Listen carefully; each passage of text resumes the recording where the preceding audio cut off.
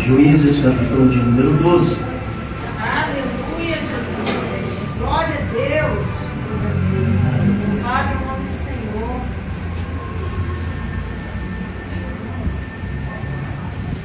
Aleluia, Jesus. Glória a Deus. Aleluia, aleluia. Amém?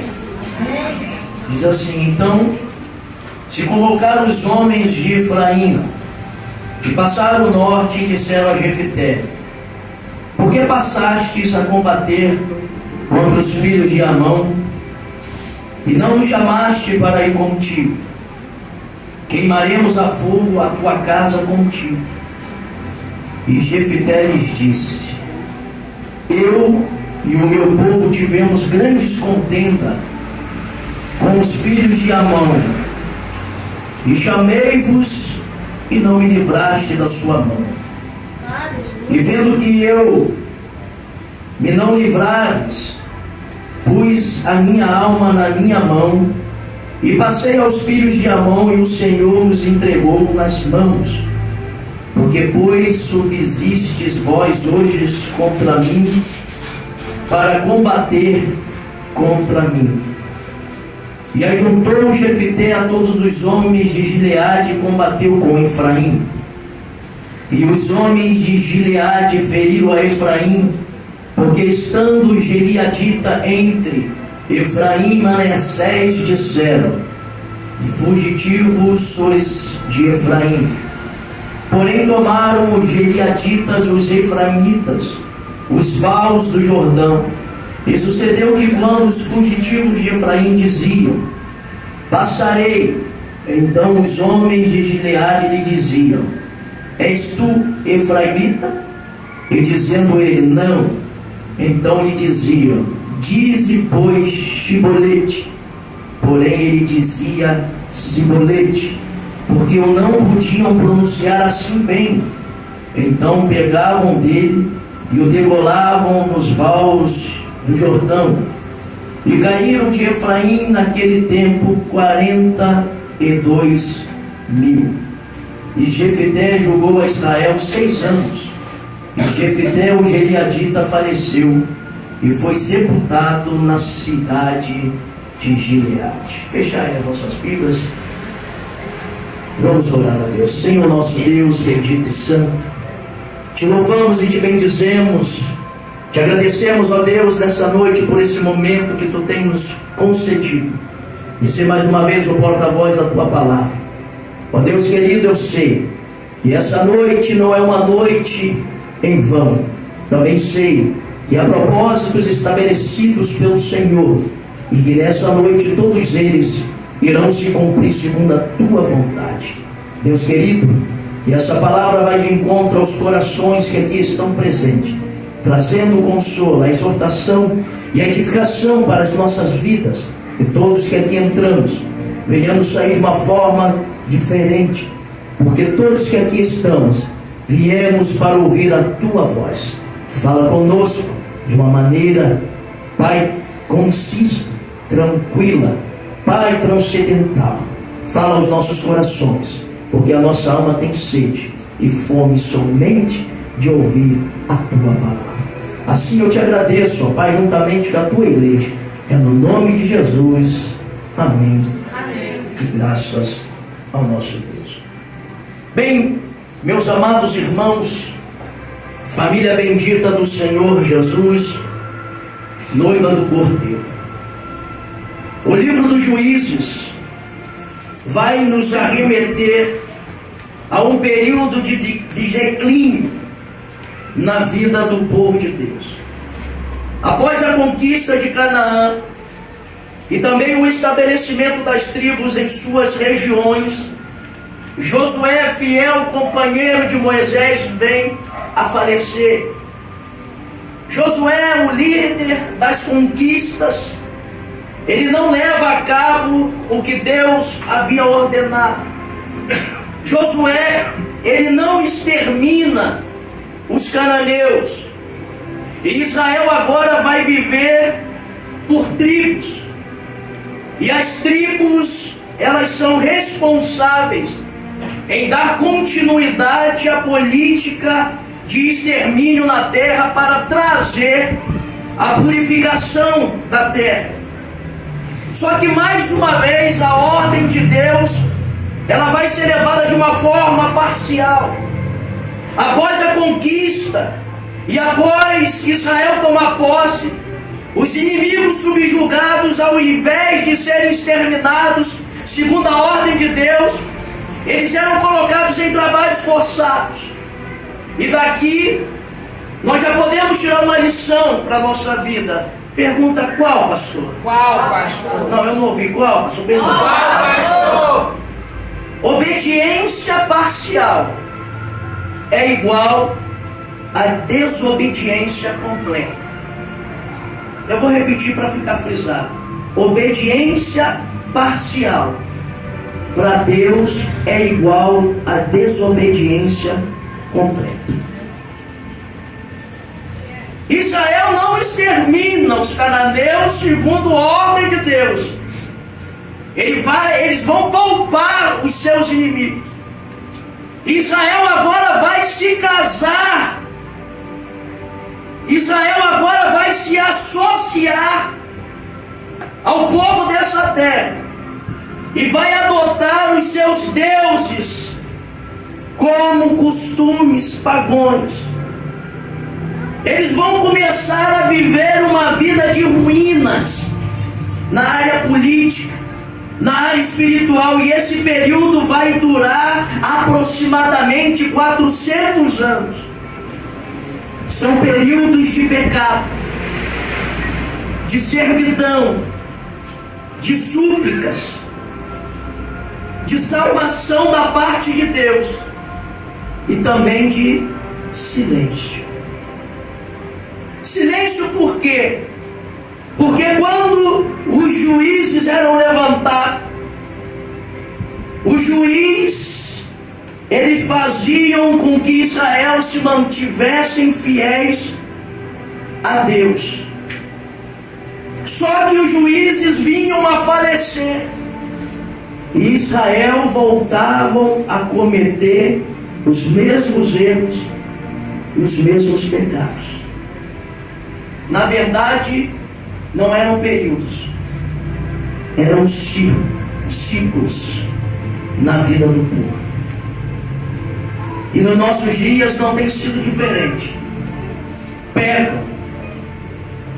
E quando eles pecam, passamos a ficar subjugados ao pecado.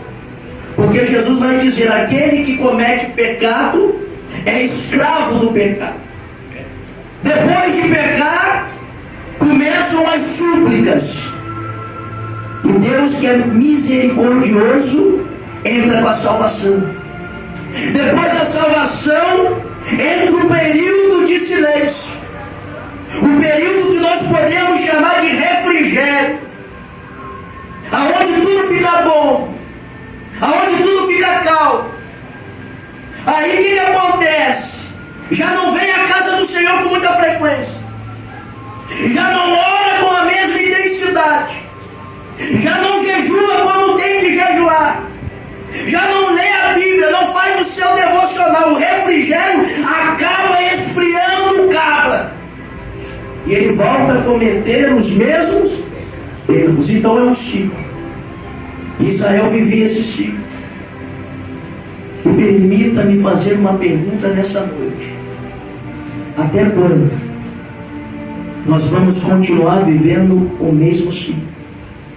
Até quando nós vamos continuar vivendo as mesmas coisas, os mesmos erros?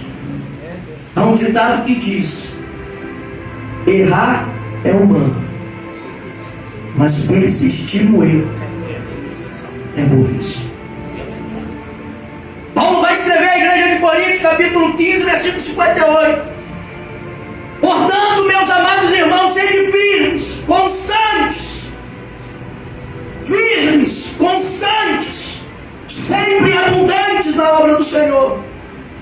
Viver esse ciclo que Israel viveu é viver uma vida oscilante. Você nunca conseguirá se firmar na presença de Deus.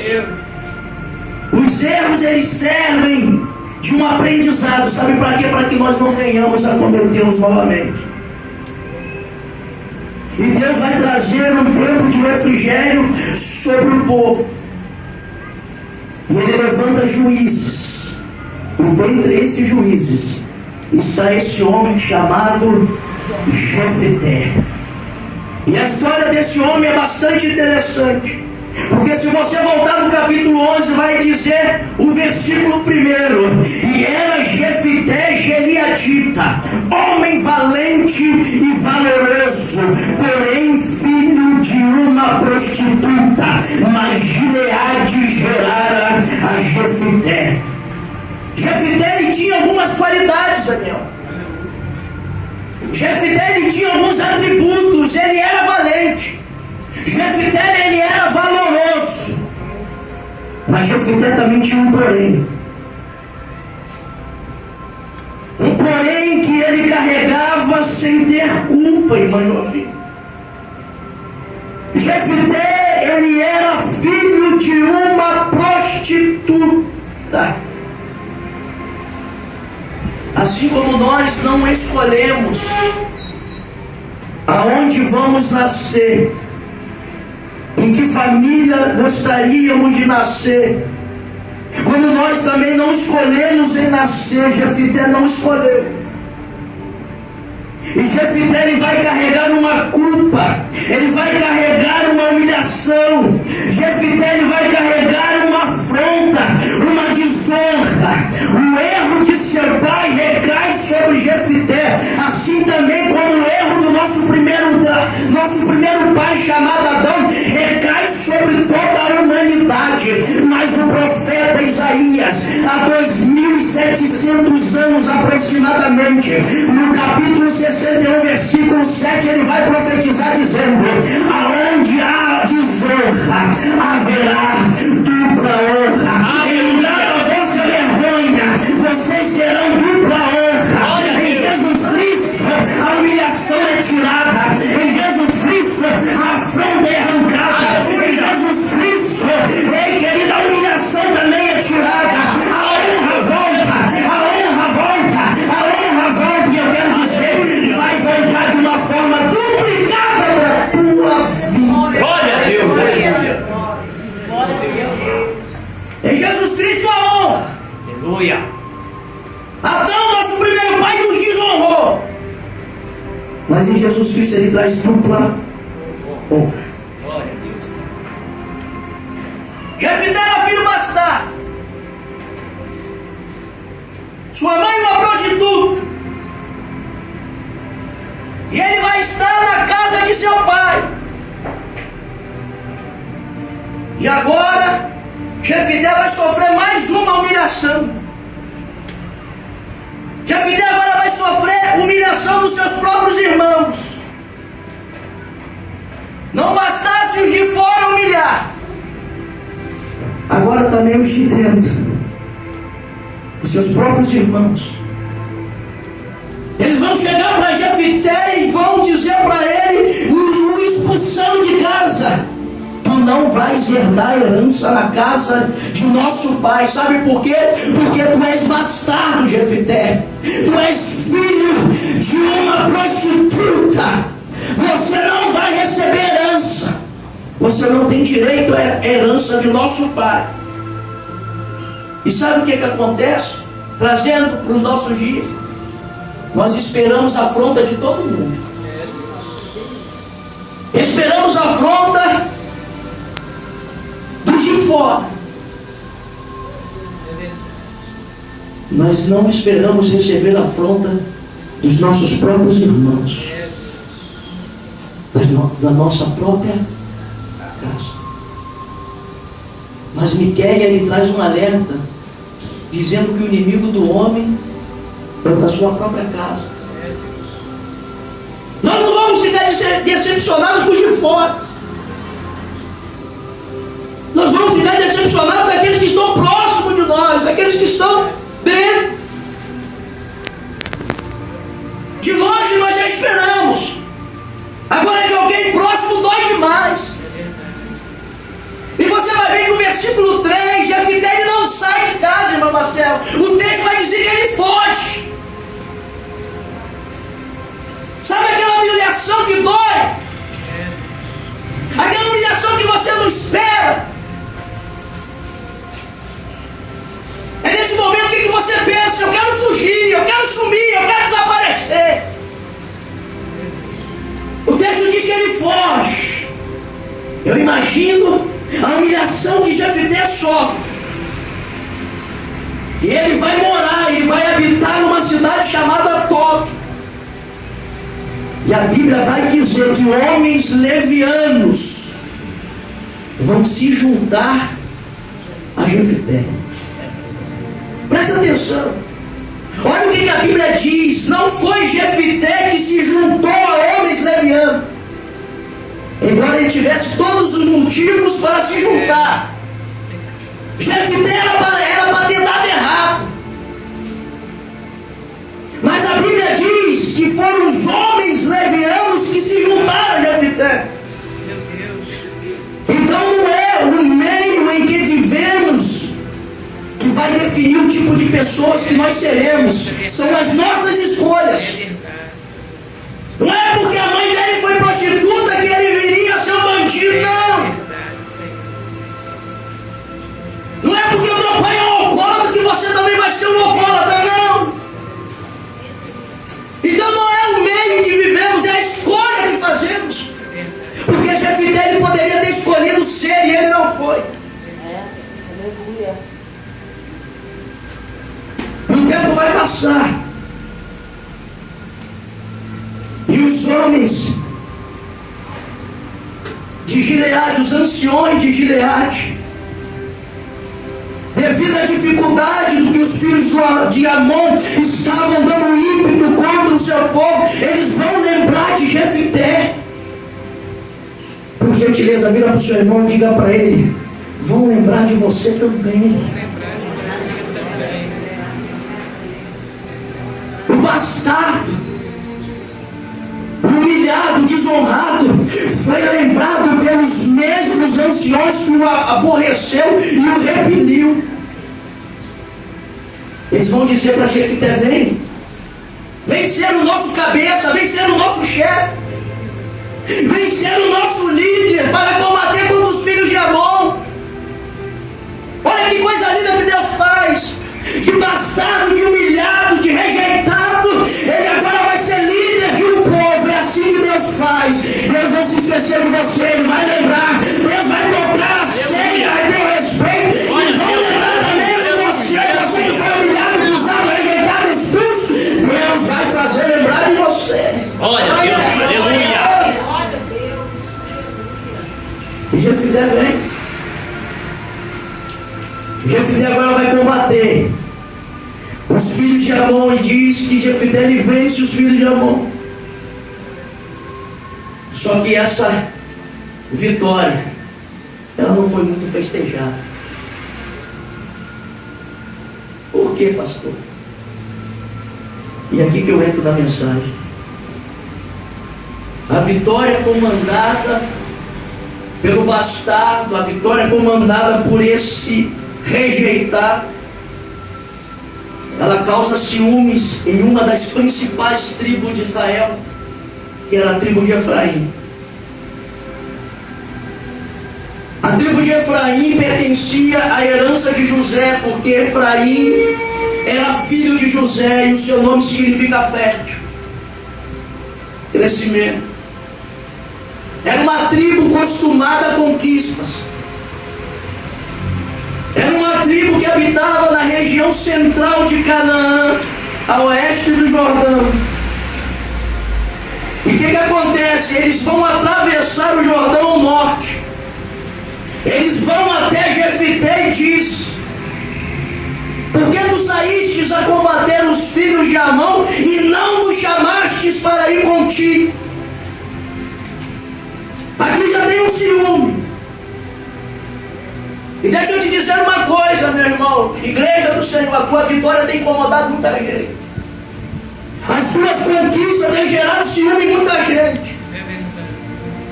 Tem muita gente com inveja.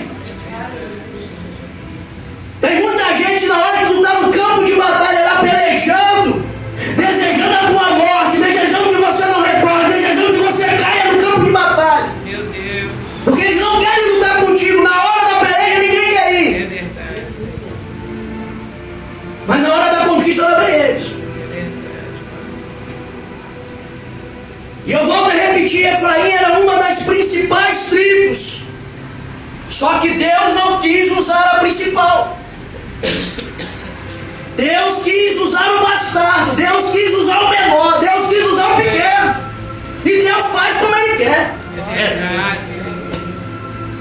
E isso causa ciúmes. É verdade, Senhor. Era para a tribo de Efraim se alegrar com a vitória de Jefité. Como também a igreja precisa se alegrar com a vitória dos nossos irmãos. Não é para termos ciúme, é para nós nos alegrarmos. Glória. E eles vão dizer para Jefité: tu não nos convidaste? Não. Nós vamos queimar a tua casa com você dentro. Você quer que eu troque miúdos? Eu vou trocar. Se eu não faço parte do negócio, eu queimo. Meu Deus. Se eu não sou o principal, eu queimo. Meu Deus. Eu queimo o teu ministério. Meu Deus. Eu queimo o teu nome. Eu queimo o nome da tua igreja. Eu queimo. Tem muita gente querendo queimar a tua honra. Tem muita gente querendo te defamar. E os filhos e os homens de Gileade vão se reunir a Jefité. Vai haver briga entre irmãos, entre esses homens. O texto que nós lemos diz que os gileaditas eles ferem os efraimitas. E eles vão tomar agora os vales do Jordão. E val significa passagem que nos permite atravessar. As passagens do Jordão agora estão tomadas pelos gileaditas. Porque eles disseram para os gileaditas que eles eram fugitivos de Efraim. E esses homens que nessa peleja conseguiram escapar, eles querem retornar. Só que eles vão bater de frente com um soldado gileadita nos vãos. E eles vão passando e eles fazem a pergunta: és tu efraimita? Ele diz: não.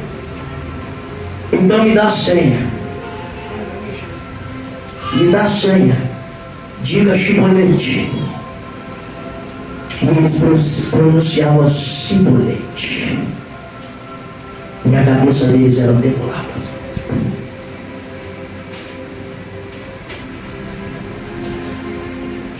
Essa tribo aqui, presta atenção, quando Israel conquista Canaã, eles vão se afastar das demais tribos. Eles vão perder a sua identidade. Eles vão perder a sua linguagem.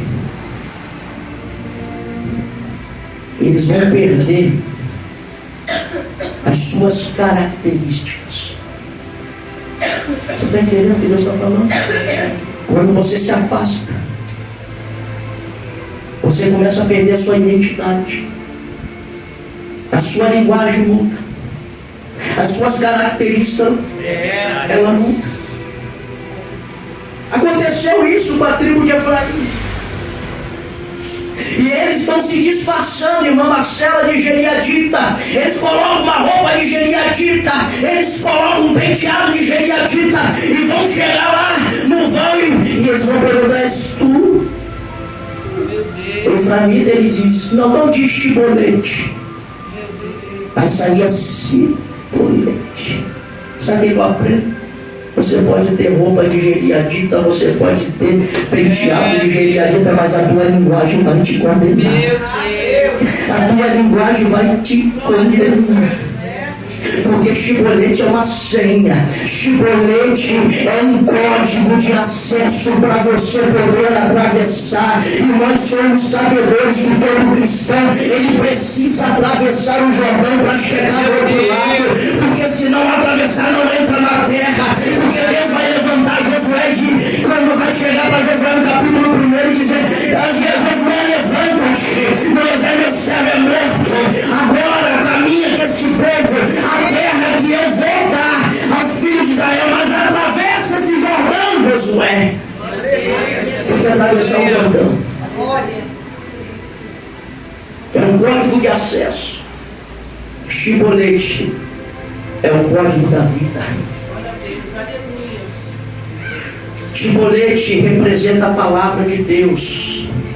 Essa palavra é a senha que nos mantém vivos para podermos atravessar e chegarmos do outro lado. Essa palavra precisa estar gravada na tábua do teu coração, para que você possa, no momento certo, pronunciá-la, para conseguir chegar do outro lado. Como vocês estão entendendo?